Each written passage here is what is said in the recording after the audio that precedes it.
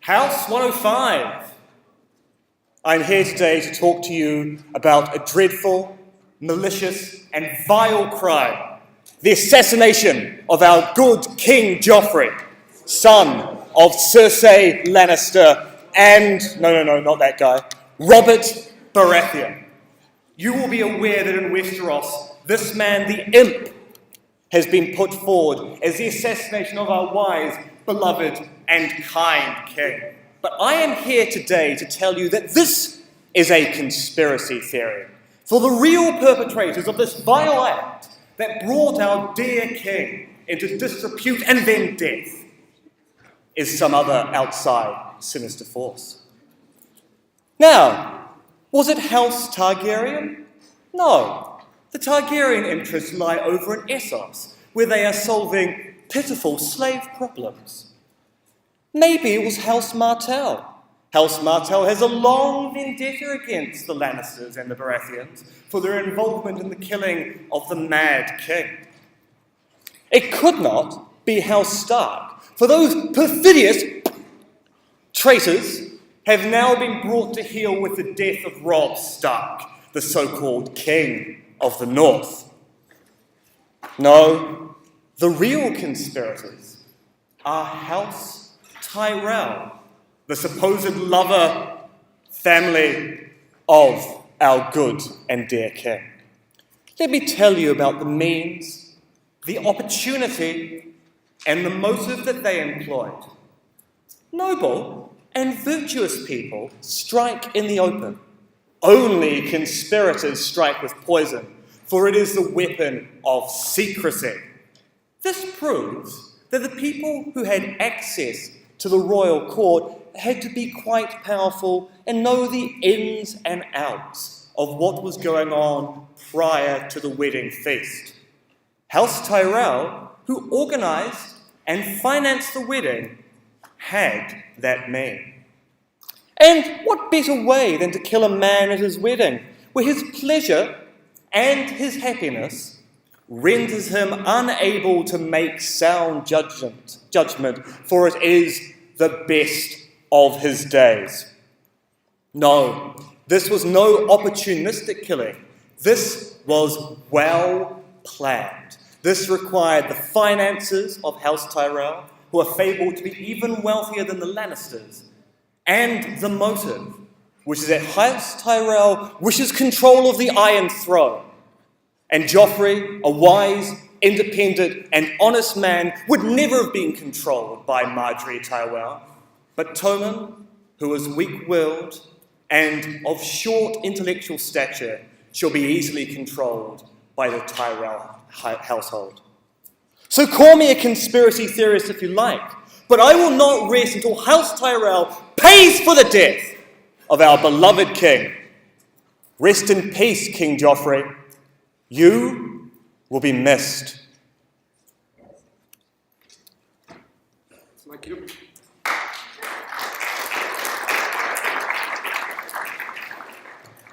I think everybody wanted Power Bottom Jeffrey dead anyway.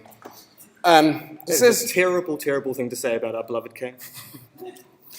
So I'm pleased to introduce you one of my good friends, former colleagues, former PhD student, who has just, is it now published? No, it's just survived review, so the publication date is now literally forthcoming, as opposed to opportunistically forthcoming. Right. So Matthew finished his PhD here on this very topic, the conspiracy theories, and in the last year or so has been transforming his dissertation into a book, which will soon to appear with whom? Who's publishing it? Palgrave Macmillan. Good.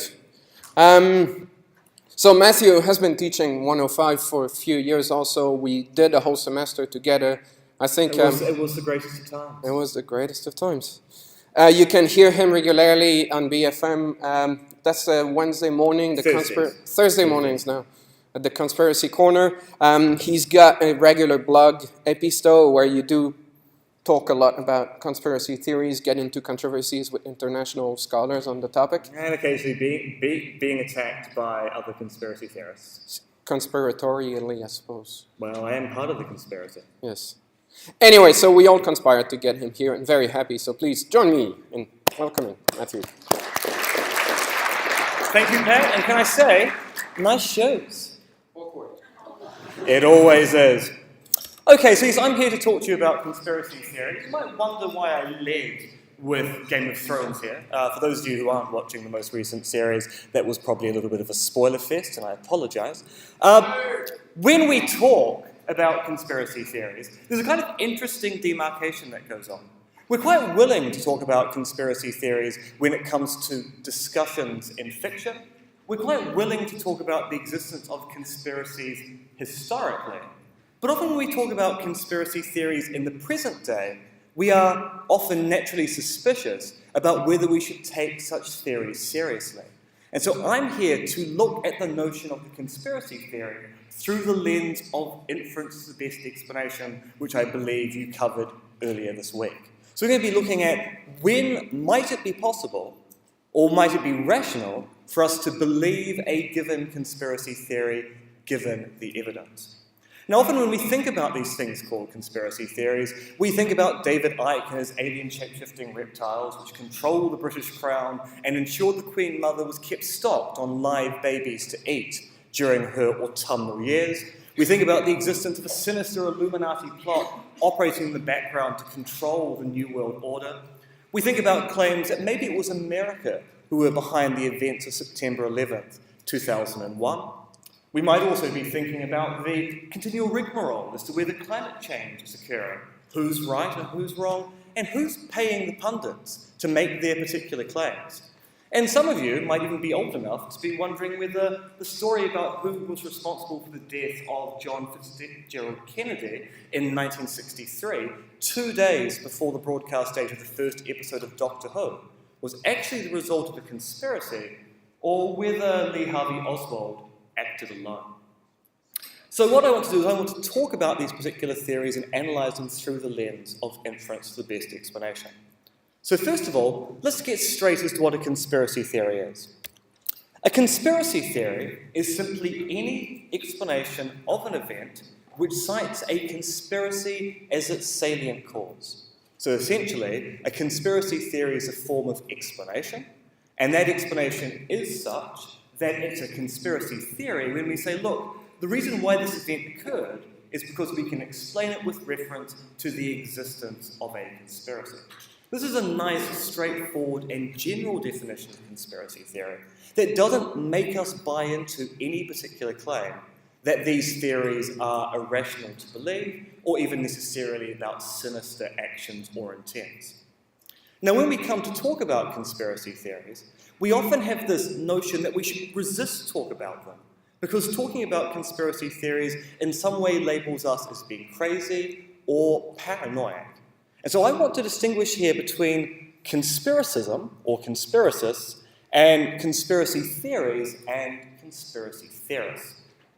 Conspiracism is a thesis that says that someone promotes or believes in a conspiracy theory without adequate evidence. So when we say, look, that's just a conspiracy theory, you're a mere conspiracy theorist, what we're saying is that you are suffering from conspiracism.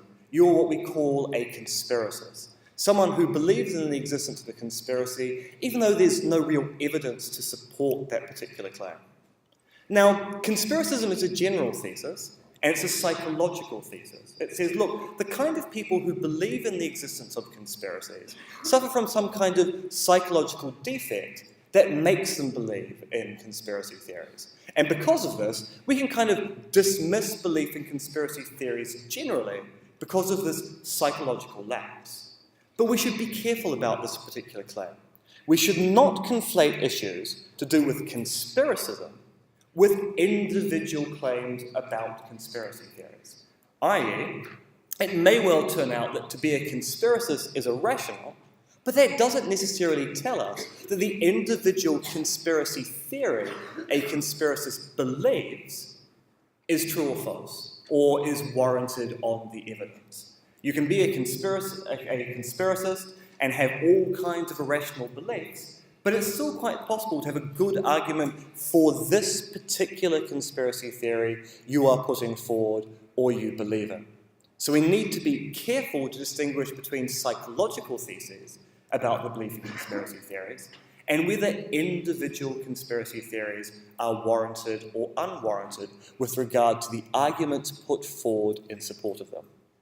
Because, as critical thinkers, we want to ensure that if an argument is put forward in favour of a particular claim, then we want to analyse that argument to see whether that argument is any good. We don't just dismiss arguments out of hand because some people who we designate as being crazy believe arguments of this particular type. We go, look, no matter what your personal psychological faults or virtues are, you've put forward an argument for a particular claim, and I've got to analyse that argument to work out whether I should believe the truth of your conclusion or the kind of explanation you've put forward.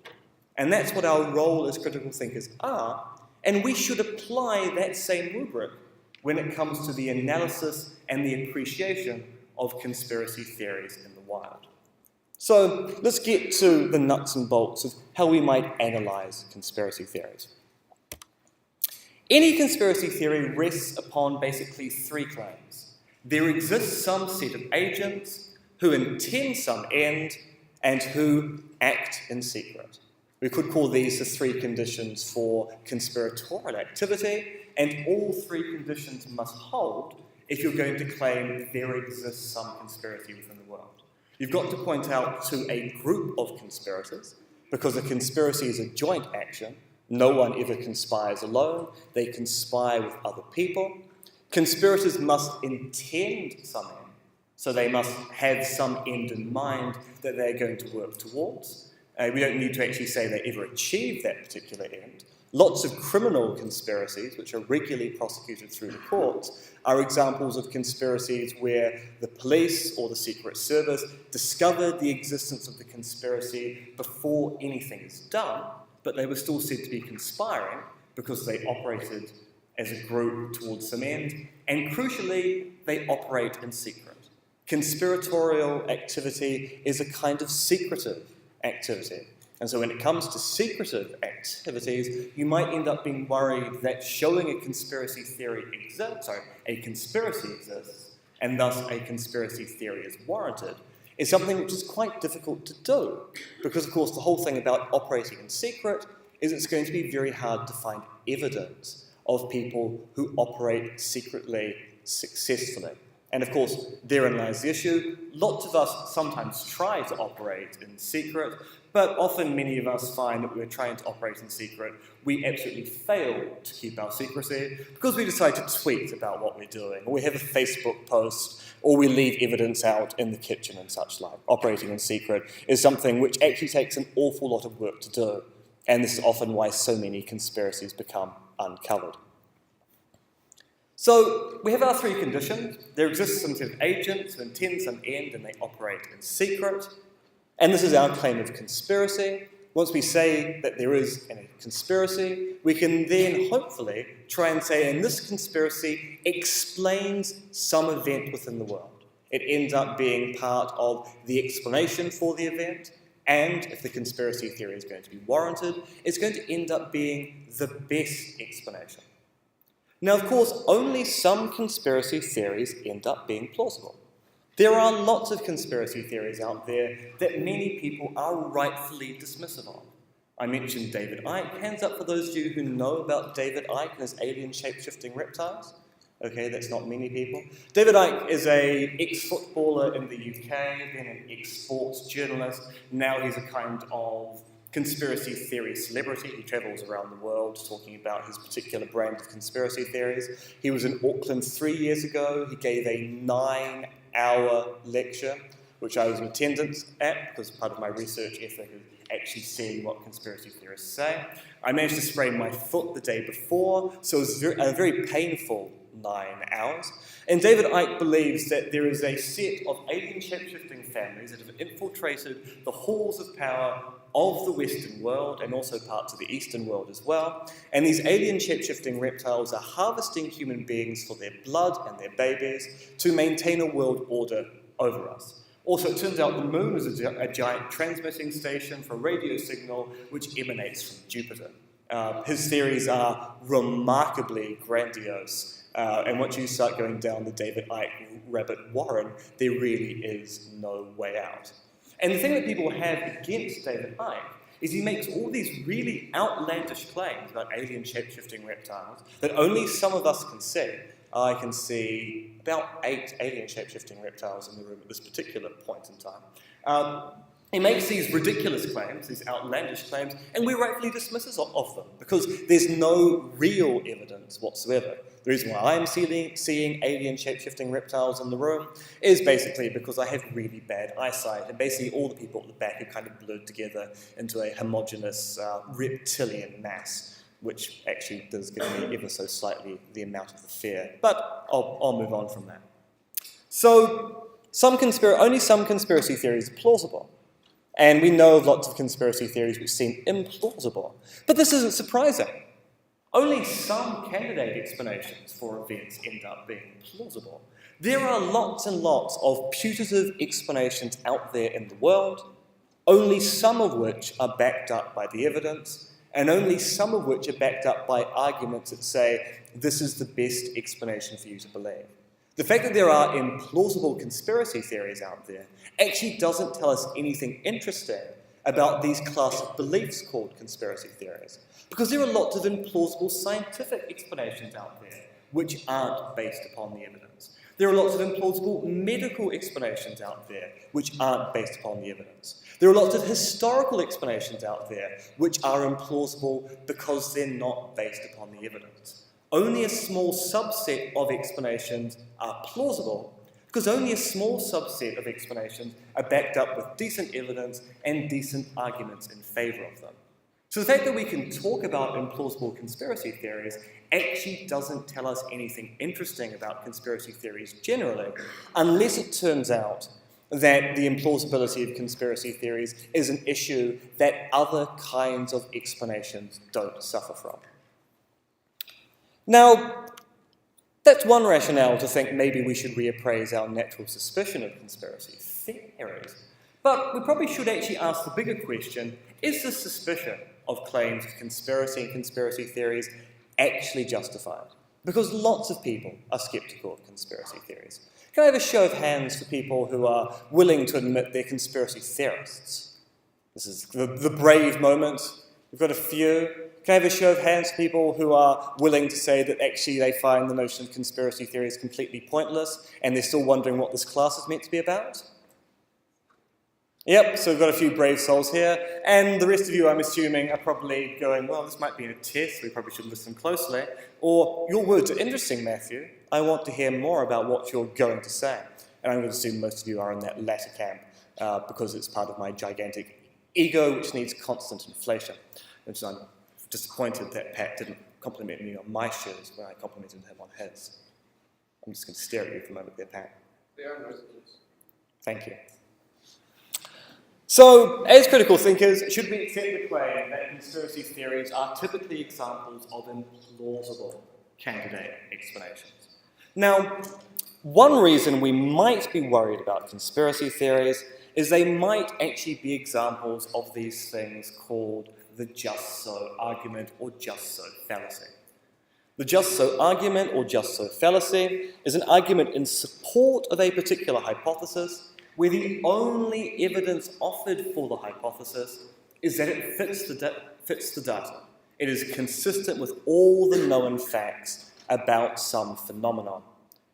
And so when we're worried about conspiracy theories, many people are worried that the problem for conspiracy theories and belief in conspiracy theories is that the kind of evidence which is put forward in favour of them just fits the data and doesn't take into account rival explanations for the same phenomena and it also doesn't take into account that there might be other bits of data which have not been mentioned that go against that particular hypothesis.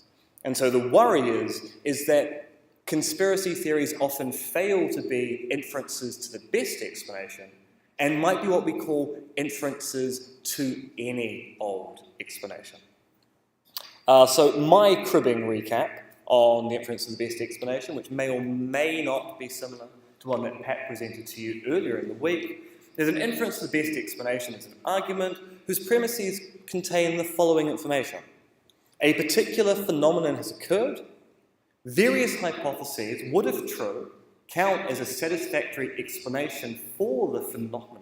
They all fit the available data, and one of these particular hypotheses is more likely to be true than the others, and the conclusion of this particular inferential link is that this best hypothesis is the right hypothesis, and thus this hypothesis ends up being the best explanation. Now, of course, inferences to explanations can go wrong. They go wrong when we fail to consider some worthwhile contenders amongst the other candidate hypotheses. So when David Icke talks about alien shape-shifting reptiles and a worldwide conspiracy to enslave humanity, he often doesn't think about other rival explanations, economic arguments about the structure and inequality within the West being the result of a lack of planning. He doesn't consider that maybe they're not alien shape-shifting reptiles, but cannibalistic humanoid underground dwellers from the interior side of the Earth. He doesn't take that into account. And if he's going to be a good conspiracy theorist, he should be considering where these entities may have come from in other particular realms. And also, we sometimes make bad judgments about what is going to be the most probable hypothesis. So the problem for a just so explanation is that alternative satisfactory hypotheses are often not given due consideration. However, not all conspiracy theories rest upon the appeal to the just so fallacy. So take, for example, 9/11, September 11th, 2001, possibly the biggest and boldest conspiracy theory that we can operate with at this particular point in time. It's certainly a conspiracy theory which has a lot of debate going on within public discourse, and I would argue any explanation of 9/11 counts as a conspiracy theory. So, if you believe that the Twin Towers were brought down by a terrorist attack by the organisation known as Al-Qaeda, led by Osama bin Laden, then you believe in the existence of a terrorist conspiracy. You have a set of 11 hijackers who had a particular goal, which was to commit a terrorist act on American mainland soil, and they operated in secret. This seems to qualify here as a conspiracy. And then you use the existence of that conspiracy to then argue that this is the best explanation of what happened that particular day. This seems like it's a conspiracy theory. What's interesting about this particular conspiracy theory is it's also known as the official story or theory of the events of that day. It happens to be a conspiracy theory which has been endorsed by the American political establishment, by the British political establishment, by the New Zealand political establishment, and it seems to have a lot of evidential support from a lot of academics as well, from the engineers and scientists who analyse the materials found at Ground Zero, to the political scientists who have said, look, this is perfectly congruent with actions taken by Al-Qaeda in the past, and also it's part of a general backlash against American imperialism in the Middle East, where Middle Eastern terrorist groups want to show America what it's like when attacks happen on their own soil. Now, you might be another kind of conspiracy theorist about 9/11. You might believe that the official theory or story is a load of hogwash. You may believe that actually what really happened on September 11th, 2001 was that it was a conspiracy led by an inside group of the executive branch of the American government. So you may say, look, George W. Bush was in on it, Dick Cheney was in on it, Condoleezza Rice was in on it, because these people wanted to create an act of homegrown terror on American soil to thus bring in a police state and increased authoritarian and totalitarian control of the US, and also to justify invasions overseas to control the oil reserves located there. That's a conspiracy theory. You're alleging a conspiratorial cabal made up of the executive branch of the American government. You're giving them a goal or an end, an authoritarian state in the US, and of course the existence of the oil reserves in the Middle East they want to control. And of course they've done it secretly, because no one really believes that particular claim. They've managed to keep it so secret and so beneath the radar of most people on the planet that their conspiracy has been remarkably successful. And so this turns out to be a case where you've got two dueling conspiracy theories here. And the question is, which one do you believe? You go away and look at the evidence, and you go away and look at, say, the appeals to authority. What are the right kind of people to endorse or dismiss claims of this particular type? So no matter what you believe about 9/11, you're either going to be a conspiracy theorist about the official explanation by saying, look, it's the result of a conspiracy, or you're going to believe that the official explanation is warranted, i.e. is based upon the evidence, but also that it turns out to be an example of an inference to the best explanation, because actually it turns out to be the best available explanation for the events of that particular day. So sometimes when we're worried about dueling hypotheses, one explanation being contrasted with another, our worry about conspiracy theories may not be it's a conspiracy theory versus some other non-conspiracy theory. Sometimes we actually are going to be presented with a conspiracy theory which is in opposition to some other conspiracy theory. But we do often think that if a conspiracy theory is in opposition to some official theory, then we've got grounds to believe that the official theory is more likely to be the result of an inference to the best explanation. Why might that be? Well, official theories are by their nature official. So an official theory is an explanation of an event which has been endorsed by some influential institution. Can anyone spot what might be a problem here, though, if we're talking about official theories being endorsed by influential institutions? Yes?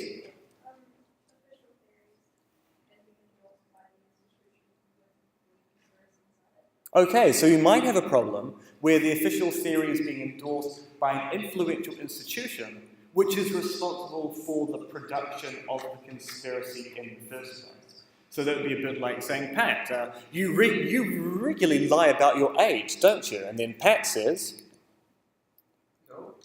Now, do I trust Pat upon this? If I believe he regularly lies about his age, he's probably going to lie when I ask him about whether he lies about his age. He's not the right person for me to refer to in this particular kind of situation.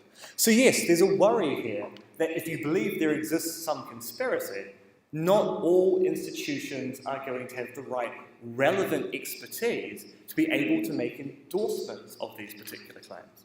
So this gets us to a problem here. There are institutions which are influential, which is to say that they have the power to endorse or snare at particular explanations or theories within the world. But you also need to worry about whether they have relevant expertise. So in many situations, you might go, well, this particular person endorses that particular view, but I'm a bit worried that they're not the right kind of expert. In my youth, which unfortunately is a lot further back than most of yours, there was a very famous ad which was for aspirin, and the ad basically went like this: I'm not a doctor, but I play one on TV, and I always recommend aspirin for pain relief. And that was just one of those I'm not quite sure what's going on there ads. The fact that the person's an actor who plays a doctor on TV in no way tells you that actually you should take his advice when it comes to pain relief. So not all experts have relevant expertise, and not all institutions are influential in relevant areas.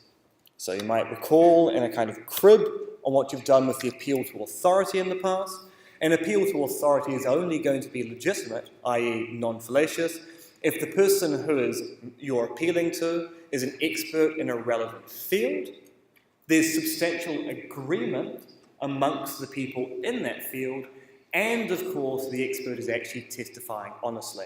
You need people to be sincere when they endorse or accredit explanations, because you might be worried that if they're being insincere, they might be trying to get away with something.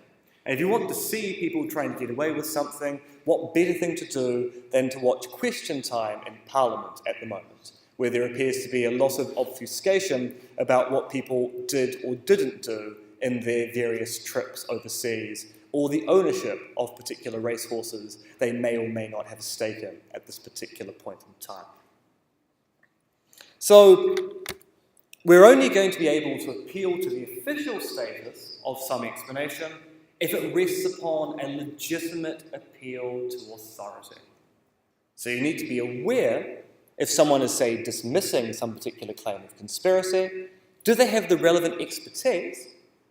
And if they do have the relevant expertise, are they in agreement with their peers? And, of course, are they testifying honestly about what they believe? Then and only then can you go, well, this might be a reason for me to believe this particular dismissal.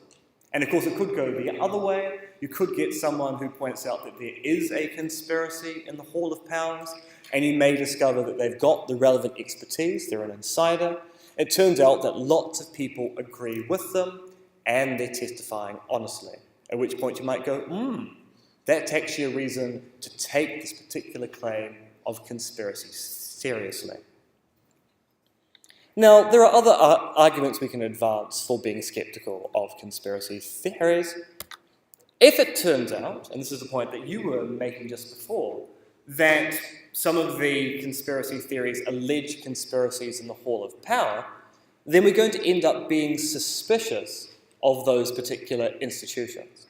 And that might make us doubtful about all kinds of information which emanates out of the public domain. If it turns out there's a conspiracy in amongst the Labour Party, then you might decide that you don't want to trust anything that David Cunliffe and his cohort of advisors actually say, which might make you doubt everything about what's coming out from the left, and thus may make you doubtful about the entire left-wing project within New Zealand, which then may lead you to a kind of fatalistic, I'm not voting in the next election. And people might say, well, that's a terrible thing to believe, so you should avoid that particular type of belief. That kind of radical skepticism is just inappropriate for public discourse. But sometimes it turns out that being skeptical about the institutions of power ends up being a pretty good idea. In the 1930s, Stalin, who was in control of basically, I was about to say communism, that is true. In the 1930s, Stalin was the boss of communism, but more importantly, he was the boss of communist Russia, was of the firm belief that his former ally and former friend, now enemy, living in exile, Leon Trotsky, was engaged in a conspiracy to come back and control Russia. And so Stalin, because he wanted to keep control of Russia to himself, got the proto-KGB at that particular point in time to do an investigation to find out what Trotsky was doing and who was supporting him. Now, the proto-KGB came back to Stalin and they said, look, there's no evidence that Trotsky wants to return to Russia or take control of Russia ever again. Trotsky believes that communism in Russia has failed, and the only way to ignite the worldwide communist revolution is to make the revolution happen overseas, and then and only then will Russia fall in line. Stalin, who by this point in his life was a paranoid mess, said that's not good enough. I told you to come back with evidence that Trotsky is conspiring against me. That's not what you've done, go do your job. And so for 9 months, the proto-KGB abducted and psychologically tortured several of Trotsky's former friends until in 1936, in what are now known as the Moscow show trials, these former friends testified that there was a conspiracy by Trotsky to return back to Russia. They were all executed, and the death warrant for Trotsky was issued, ending with Trotsky's death outside Frida Kahlo's house in Mexico several years later. Now, at that time, a prominent American philosopher by the name of John Dewey formed a commission to analyze the Moscow trials. Dewey hated Stalin. He thought that Stalin was a reprehensible human being and was a firm ally of Trotsky. So he didn't believe the claims about Trotsky. And the Dewey Commission, which was made up of people from both the UK and the US, analysed the trial data to see whether there was anything in the claims. They came back with a report that said, look, Trotsky's son, who dies in 1932, ends up having meetings with people in Vienna in 1933 and 1934, and that's a bit weird. And Trotsky himself is in Sweden for a meeting one day, and in London that afternoon for another meeting. And this was prior to the advent of jet engine travel throughout Europe. And they found all sorts of inconsistencies in the trial data that made them go, look, the evidence put forward appears to be a tissue of lies. And this gives us a rationale to believe that actually Trotsky didn't do what he did. This evidence was presented to the British Crown and the American government. And the American government and the British Crown did what any decent, educated Western civilization did. They went to Russia and said, hey, Russia, is it true that you actually conspired to render the verdicts in the Moscow trials? And Russia said, of course we didn't, comrades. This is what we call disinformation. Actually, this is the point in time where the word is invented for the first time in 1937. These people are simply mere conspiracy theorists who believe a ridiculous claim about a large state-level conspiracy by the Russian state. Didn't happen. In 1956, when Stalin dies, Nikita Khrushchev, who becomes the new head of the Communist Party, admits the Dewey Commission was right and it was a conspiracy by Stalin after all. So this is a massive statewide conspiracy being organized in 1930s Russia by Stalin, the inner cohort of the Communist Party, and the KGB. Large conspiracies of this particular type have happened in the living history of some human beings on this planet. So sometimes claims about conspiracies in the halls of power will end up being justified if you can put forward an argument in support of it. It turned out the Dewey Commission did put forward a good argument here. It just turned out the people they presented that argument to decided to rest their judgment on that on an appeal to authority, and they referred to insincere authorities who were in fact behind the conspiracy in the first place. And that's why, for an appeal to authority to be legitimate, the relevant authority must be testifying sincerely. One final argument. Even if we can show conspiracies occur, and they do, in the corporate world, criminal conspiracies are being prosecuted through the courts all the time, and low-level conspiratorial activity seems to happen on a day-by-day basis, whether it be people organising surprise parties for their friends, or people lying in Parliament about what they may or may not have done with the backing of senior ministers and such like. That doesn't necessarily tell us that all theories about conspiracies are actually going to be good. We could live in a world where there are lots of conspiracies, but we might also live in a world where very few of those conspiracies actually ever come to pass. So, to show a conspiracy theory is good, we've got to show there exists a conspiracy, and we've got to show that it's the best explanation of the event in question. So for any claim of conspiracy, we've got to ask, do you have an argument for that? We've got to ask, do there exist some group of plotters who intended some end and operated for a time in secret? And we can have dueling conspiracy theories at this particular time. So we can say, well, look, we know it was a conspiracy which brought down the Twin Towers. We just have to have a debate as to whether it was George W. Bush and Dick Cheney who did it, or whether it was Al-Qaeda. But to do that, we've got to provide an argument to say that, look, this particular conspiracy is the best explanation for the event we're trying to explain. And of course, sometimes you might have something which looks like a conspiracy, but actually it turns out a more mundane explanation is available. And here's a short video clip. So, we're all agreed that that's the best way to do it. Absolutely. It's so simple. No messing around with poison-tipped umbrellas or snipers. We just get a chauffeur drunk. Slightly drunk. And assume that he'll crash the car. As long as we pay for a bunch of motorcycling photographers to harass him, I'm sure that'll happen. And the good news is that only involves swearing another 15 or so people to perpetual silence. Yes. Plus, people always die in car crashes, don't they? Yes, always. And people who drive over the limit always crash. What we're organising here, my friends, is a watertight hit.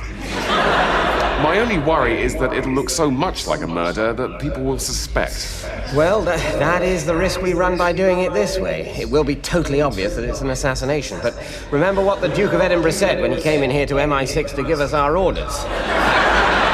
I don't mind carrying the lifelong suspicion of murder on my shoulders as long as you kill her in such a way that absolutely nothing can go wrong. Induced tipsy car crash it'll have to be then. It simply can't fail. Unless she wears a seatbelt. She won't. She's unprovably pregnant, remember? Women recently impregnated by the only man they've ever loved are notoriously slapdash about their personal safety. So, Dart, you're our best troubleshooter. Is there anything that we've missed? I've just got one little niggle. Why are we doing this? Well, because Prince Philip told us to. It's well known that the nation's security services are still pretty much at the beck and call of the royal family. This is top priority. The IRA can do whatever they like this weekend, let me tell you. And why is he doing it? Well, because she's so popular. She's beautiful and everyone loves her. We need to kill her now so that people will go off her. Of course. I mean, just think about it. If she's left alive to age as gracefully as one can while bringing up the bastard grandchild of a delusional Egyptian businessman, then the public's just going to love her more and more. You're quite right. As her appearance wrinkles and sags, and she occasionally makes a vacuous remark about something complicated, people's hatred for the rest of the royal family will only intensify. Whereas, if she's dead, she'll be forgotten in a week. Yes, of course. You've made me feel very naive. Hello? Oh. Life imitating art, I suppose. Right. Well, thank you. Well, you can stand down, everyone. That all just happened by accident. Well, don't tell Prince Philip. We'll still get our fee. Let me just bring our lighting back to the what was called teach mode. So that is a conspiracy theory versus a non-conspiratorial rival explanation for the death of Princess Diana. It actually occurred to me whilst this video was playing, many of you actually might be of a particularly young age who don't actually remember the death of Princess Diana and how tragic and terrible that was at that particular time. Anyone here actually doesn't even know who Princess Diana actually is? If you're willing to... There are a few people who are a little bit uncertain. So Princess Diana was the former wife of Prince Charles, and also the mother of, was it Prince George or Prince Harry who was out here? No, Prince William. So that royal person who was wandering around the country a few months ago, that was his mum we're talking about here. And she died in a rather spectacular Parisian car crash, around about 1999 or so. And there's been a persistent set of conspiracy theories about the death of Diana for quite some time, going that, look, after Diana and Charles divorced, Diana was becoming increasingly popular. The royal family felt that she was a threat to their dynastic line. They were worried that what other men Diana might bring into her life would have an effect upon the future king of England. And so the conspiracy theory goes, the British organised a hit to kill her in Paris to stop her from having any power over the future royal bloodline of the UK. And as you see in that description, it ends up being a rather convoluted conspiracy. You have to guarantee that the person in the car isn't wearing a seatbelt. You have to guarantee that the driver or chauffeur is going to be drunk, that when he's drunk, he's going to be travelling at high speed, that when you're drunk, you definitely have a car crash, that the paparazzi are going to be chasing him, etc., etc., versus the much more mundane explanation, which is that in this particular case, it was a tragic accident. And yes, you could infer that there may have been people in the UK with vested interests to get rid of Diana. And maybe there even was a cartel within the British royal family who used to every night think if only there was some way to reduce her influence. But just because you might be able to say, look, there might exist a conspiracy, that in no way tells us the conspiracy is going to be the best explanation of the event in question. So when it comes to appraising conspiracy theories, what we've got to worry about here is that we need to consider rival explanations for the same phenomenon. So when it comes to, is it a conspiracy or isn't it, we need to seriously go, well, look, maybe we can show there exists a conspiracy. But just because we show there exists a conspiracy, that in no way tells us that the conspiracy theory is the best explanation of the event. Because showing that there exists a conspiracy simply says, look, there are people out there who work together as a group, who have some end, and operate in secret. Nothing about that claim tells us they've actually done anything at all. It's the move to saying the conspiracy theory is the best explanation of the event, which basically says, and we're saying the conspiracy then results in something occurring within the world. And so in that kind of situation, we need to be very cautious indeed between our claim of conspiracy and the claim the conspiracy theory is the best explanation.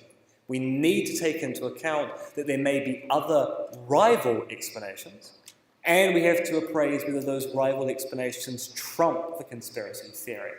In some situations, like the Moscow trials, it turns out we could show there was a conspiracy by Stalin and his inner circle, and it's the best explanation as to what happened to those men and women who were executed and the resultant assassination of Leon Trotsky in Mexico. But in some situations, you might go, well, look, there may well have been a cartel within the American government that desired a terrorist attack upon American soil so that they could then legitimize military action overseas. But it's still quite possible, even if there existed a conspiracy made up of Bush and Cheney, that the terrorist attack was a legitimate attack from an outside force that simply fitted the kind of thing they wanted to happen, rather than being something they caused to bring about. So in conclusion, when we hear a conspiracy theory, we've got to say, well, look, is the conspiracy theory among the best explanations for some event? And then, and only then, can we go, well, if that's a yes, or that's a no, then we've engaged in a bunch of critical thinking to get there. We've looked at, can we show there exists a conspiracy? We've looked at rival explanations that might also come into play. We've looked at the kind of evidence they put forward, the kind of appeals that dismissals of conspiracy theories may invoke, or the rationales why some particular prominent members of society may endorse a particular conspiracy theory. And by going through all of that mechanical apparatus, as critical thinkers, we can come to the conclusion that yes, this conspiracy theory is warranted. By the gods, I'm a conspiracy theorist about the assassination of King Joffrey. Or you might go, well, no, actually in this particular case, it was Peter Dinklage poisoning poor Joffrey Lannister. I mean, he really did hate him an awful lot. But to get to those conclusions, we've got to engage as critical thinkers. And that applies to conspiracy theories and non-conspiracy theories, wherever you might find them. And that, basically, is me saying that is that. So that is that. Thank you.